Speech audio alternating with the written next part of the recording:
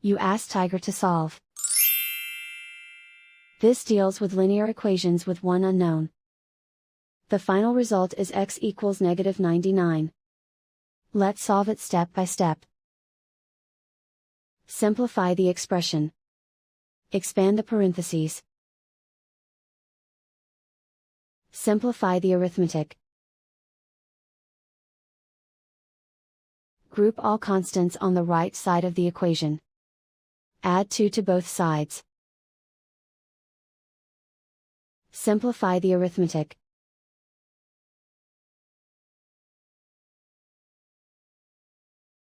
Isolate the x.